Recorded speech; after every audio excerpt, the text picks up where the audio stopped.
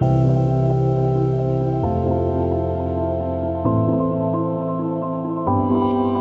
name is Denise Hoffman, and I have been an amputee since, I'm trying to think, 1992, so I don't know how many years is that.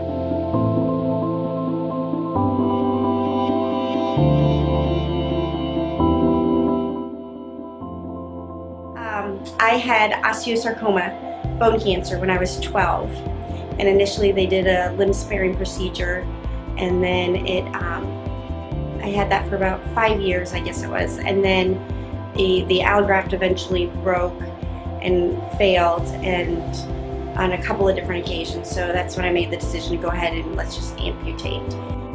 Gosh, I've been coming to P&O care pretty much since they started, I think.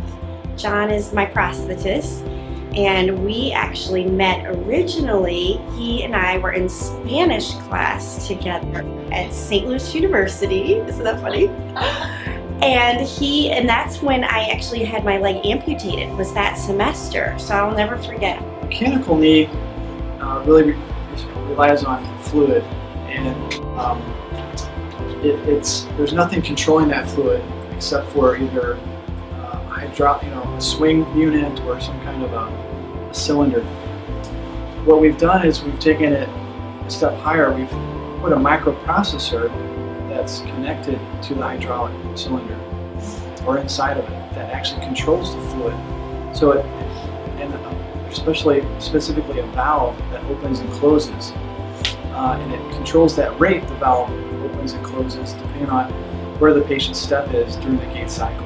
Being an amputee, probably one of the most amazing experiences that I've ever had, being an amputee, and how I just feel like there is a reason, and you don't know it at the time, and you go through those struggles of why me, God, and this really stinks, and but years later, after the earthquake hit in Haiti, at the time I wasn't working as a nurse, and so I'm sitting there, I remember watching the news with my husband and looking at him and saying, I have to go, right?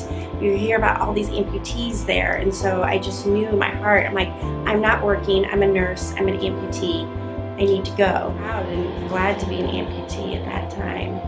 But I couldn't have done it if I didn't have a great prosthetist here who did they work so well with getting a good fit on your leg, and they work with you, and it's hard because as the years go, your leg changes, and if you don't keep up with that and have good communication with your prosthetist, then a lot of people give up and they say, well, I can't walk because it hurts too bad, or it gives this problem or that problem, and here they're always just wonderful with fine-tuning it and getting it to where you can do anything that you really want to do.